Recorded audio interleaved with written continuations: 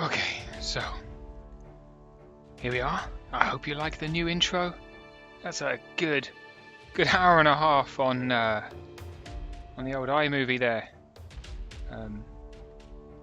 Bunch of sound effects, so yeah, very exciting. It probably builds up your expectation. I'm going to be honest, a little bit too high for what you're about to get. I made a whole new intro for this shambles. This is my third Kings of War battle report. Yeah, you're probably thinking by now, three battles in, he's probably gained some skills, some knowledge, some experience. This guy knows. He knows what he's doing. Let's have a look at the skills put into practice that he's learned. Well, allow me to disabuse you of that particular opinion, because this battle report is a fucking shit show where my ass gets handed to me in a record fucking speed.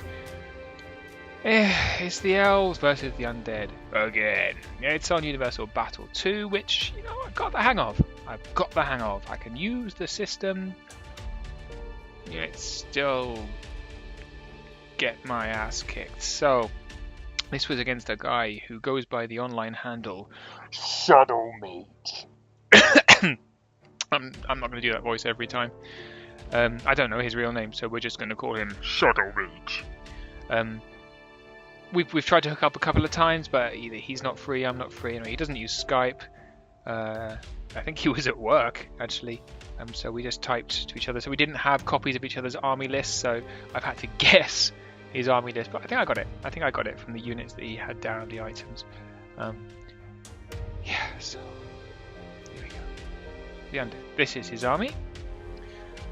You got 2 regiments of Wraiths. That's defense 6, one of which has the Brew of Strength. 2 regiments of zombies. Chaff! Revenant King on a worm with wings and the Brew of Sharpness. Another Revenant King on a worm with wings and the Brew of Haste. Cursed Pharaoh, wings of the Honey Maze. A horde of Barry Whites. 1 Lich King on a horse with heal, Bane Chant, and the amulet that lets you cast 2 spells in one turn. And another Lich King on a horse with heal and the Boots of Levitation. So there you go. Just try and count how much unit strength we've got here. There's 2, 4, 8, 10. A unit strength of 10 total. Fuck. I mean, and everything is defense 5, defense 6. He's got, I think, 42 points of surge. I mean, the fuck? Anyway, it's fine. I'm not. Yo! So I tweaked my list since last time. It's pretty similar. I moved from a horde to 2 regiments because my archers kept on getting just shut down. So I moved to 2 regiments. One has Heart-Seeking Chant, one has Piercing Arrow, which allows me to re-roll 1 non-damaging roll. I've got a horde of Tall Spears, 2 hordes of Draken Riders, 1 with the Brew of Strength, 1 with the Chalice of Wrath, giving them Fury. You'd think that with a nerve of 17 they might get the chance to use that. You would be wrong. ASB with the Diadem of Dragonkind, a Mage with Bane Chant, Alchemist's Curse, couldn't afford the crown. Dragonlord with the Boots of Levitation. Daenor the Wizard, or Daenor the fucking useless, as I'm going to call him. Daenor's got a bunch of spells. He's got Bane Chant 1, Fireball 4, Heal 1, Lightning Bolt 2, Wind Blast 3, and his special ability is that he can use them all every turn. I thought that was pretty cool. He can do one extend. He can extend 1 spell 12 inches once per game. Let's just say he's about as useful as a freaking chocolate teapot. Daenor the fucktard. And a horde of Awoken Guardians is on a special unit. They're basically Forest Shamblers with Life Leech 2, which is pretty good. And Mind Thirst. There you go. Right, so this is the field. This has got deployment on it. I'll go through that in a minute, but if I just talk about the terrain, we have got 2 height 2 hills, a height 4 forest, 2 height 4 buildings which are blocking terrain, 2 height 0 difficult terrains and a couple of height 1 walls. The scenario we had was scavenge, which is where you have objective markers which you take turns placing in the center of on the center line. If you start your turn within 3 inches, you can pick up a loot token, which reduces your speed to 5 and robs you of your ability to fly. Okay, so that's where they are. 1, 2, 3. Bada bing, bada boom. So deployment is the elf deployment. So I was quite happy with my deployment. I don't think it was that bad. Yeah. So there's Draken Rider number 1 over here on the left, and Draken Rider 2. So a strong left flank of Draken Riders. These are the Awoken Guardians. The idea they're going to vanguard up and grab that objective marker in the forest. There's the Tall Spears in the middle, nice and strong, 23 nerve. There's the Archer Regiment 1, Archer Regiment 2.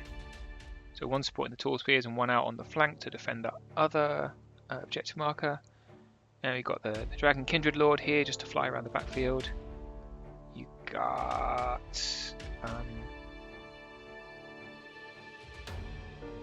a presentation that's frozen. There we go. Way! There's the Army Standard Bearer with the diadem. There's Daenor, the fucking useless. And there's the other mage. And then facing them on the battlefield, these are the Revenant Kings on their worms, which are basically dragons. Two dragons, no big deal. There's Zombie Reg 1, Zombie Regiment 2. There's the Barry Whites. And there is the 2 regiments of Defense 6 Wraiths. Jesus. There's the Revenant Kings on the little horses. And there's the Pharaoh with his little wings. Alright, so that's how it looks. So my plan was to vanguard up the Awoken Guardians, grab a token and then back away, shoot the Drakons down the side to take out that worm, and then just take pot shots at everything else and bring up the Tall Spears up the middle with the support of the fire team. Yeah, Team Toasty. I thought it was an okay plan. That's a shitty plan. So there's the Awoken Guardians vanguarding up at the double, just on the edge of the forest, so they're touching it so they can see through. And they're within reach of that objective marker. So they've grabbed the loot marker and moved back. The Drakons have moved up, just out of charge range of that dragon on the left. Just shuffled a bit with the Dragon Lord, that's it. The Awoken Guardians shuffled backwards. Tall Spears moved up, as did the Standard Bearer. And the Archers on the right moved onto that hill, so they've got a nice clear view. Then we did some archery, 2 points of damage onto the Zombie Regiment there. And that's it, that's my turn 1. Easy. This is the end of Undead's turn 1. It says turn 2 at the top, but this is the end of Undead turn 1. So they have moved up. The zombies on the right have moved up, and then the Barrow Whites, supported by one of the Revenant Kings and the Lich Kings, have moved up the centre. This one on the left has moved just outside my charge range. The Wraiths have moved up and been surged a massive, I think, 1 inch, possibly. And then these guys have moved up and turned, and they've been surged, I think, 3 or 4 inches over to the right. And that was Undead turn 1. Alright, so Elf turn 2. Going on with the plan? Turn 2. Just turn 2.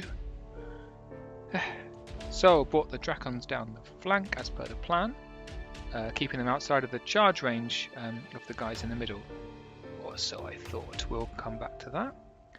Awoken Guardians continue their incredibly slow crawl backwards. Really, I'm just thinking about it now, I should probably just 180'd them, and then at least I get to move 5.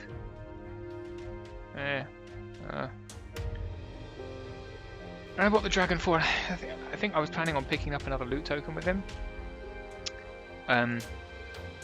Which is stupid because that reduces his speed by half and takes away his fly, but I couldn't see another way I was going to get a token. Unless I just defended that 1 token until I died. Anyway, there you go.